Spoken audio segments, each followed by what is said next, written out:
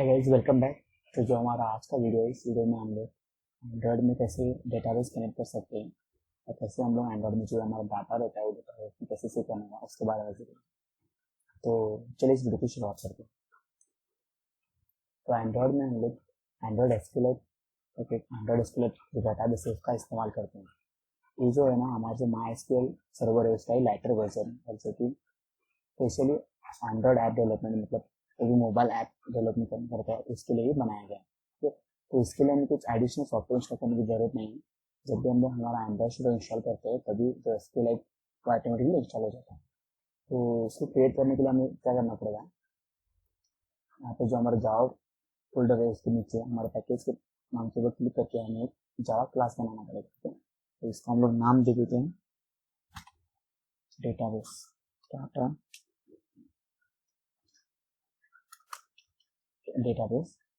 तो उसके बाद हमें क्या करना है, क्लास क्रिएट हो जाने के बाद हमें इस क्लास को SqliteOpenHelper क्लास है उससे हमें एक्सटेंड करना पड़ेगा, ताकि जो भी इसके जो इनबिल्ट मेथड है उसको लेकर हम लोग हमारा डेटाबेस क्रिएट कर सके। तो यहाँ पे मैं उसको एक्सटेंड कर देता हूँ, एक्सटेंड SqliteOpenHelper।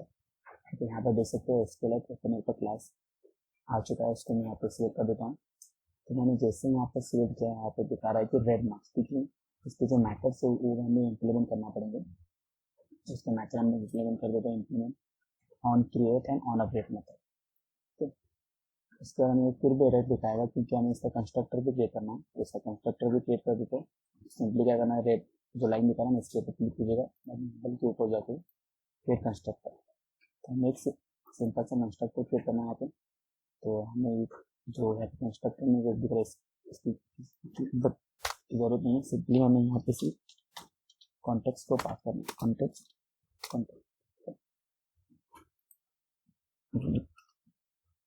तो ये तो हो गया हमारा एंड्रॉइड SQL जो हमारा डेटाबेस है उसको हमने SqliteOpenHelper क्लास से एक्शन कर दिया।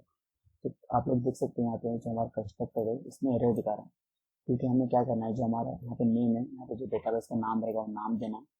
बाद में फैक्ट्री तो हम लोग नल दे देंगे और उसके बाद हमारा जो डेटाबेस का वर्जन है उसको यहाँ पे हमें पास करना है। तो उसके लिए मैं क्या करूँगा, यहाँ पे स्ट्रिंग वेरिएबल बनाऊंगा, पब्लिक स्टैटिक स्ट्रिंग हमारे डेटाबेस का नाम db equal to my notes db, हमारा जो एप्लीकेशन का नाम है उसके नाम से डेटाबेस क्रिएट कर देते हैं। उसके बाद इसका वर्जन क्रिएट कर देते हैं, पब्लिक स्टैटिक। हमें क्या करना है, इंट में लेना, इंट वर्जन इक्वल टू जो वर्जन रहेगा वो रहेगा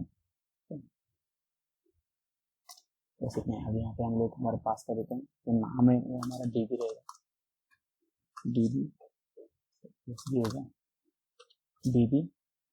उसके बाद फैक्ट्री नल, फैक्ट्री जो आर्गुमेंट है उसको नल पास करना, नल और वर्जन। तो देखते हैं अभी हमारा जो एरर दिखा रहा है वो एरर चला गया, मतलब हमारे जो डेटाबेस का जो कंस्ट्रक्टर है सक्सेसफुली क्रिएट हो चुका है। तो अभी मैं आपको क्लास के बारे में एक्सप्लेन करता हूँ।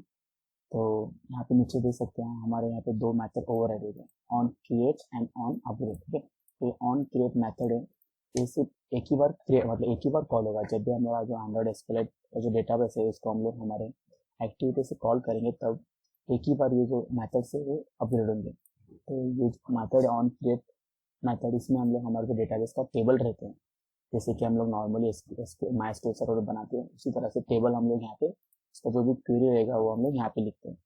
और अगर मान लीजिए कि फ्यूचर में हमें हमारे जो डेटाबेस का टेबल है उसको अपडेट करना है, मतलब कॉलम ऐड करना है या डिलीट करना है, तो उसका जो क्वेरी रहेगा वो हम लोग यहाँ पे लिखेंगे। ठीक है, तो ये जो मेथड से ओनली मतलब इसी एक ही बार एग्जीक्यूट होंगे, बार बार एग्जीक्यूट नहीं होंगे। मतलब एक बार जब भी यूजर एप्लीकेशन इंस्टॉल करते हैं उस वक्त ये मेथड कॉल होगा, तब हमारा जो डेटाबेस वो क्रिएट हो जाएगा और टेबल क्रिएट हो जाएंगे। ठीक है, चलिए अभी देखते हैं कैसे हम लोग टेबल क्रिएट कर सकते हैं।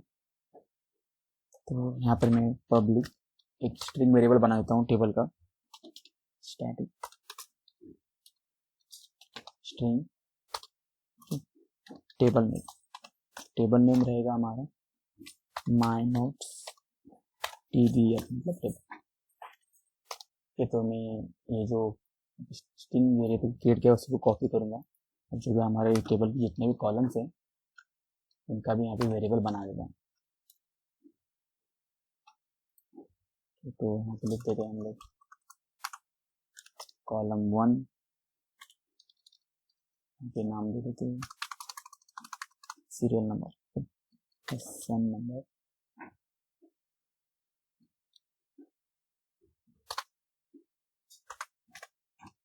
उसके बाद ये नाम चेंज कर देते हैं।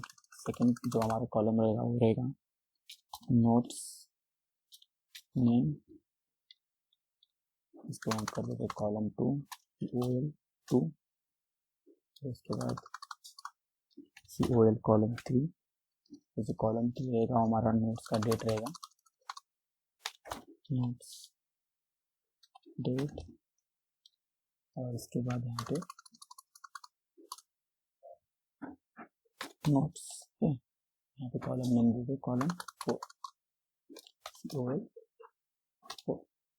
यहाँ पे हमारे चार कॉलम क्रिएट हो चुके हैं और डेटाबेस पे। तो इस वीडियो में इतना है। जो मेरा नेक्स्ट वीडियो में, इस वीडियो में आप लोगों को कैसे हम लोग ऑन क्रिएट मेथड में टेबल क्रिएट कर सकते हैं और जो क्वेरी है वो कैसे लिखेंगे इसके बारे में बताऊंगा।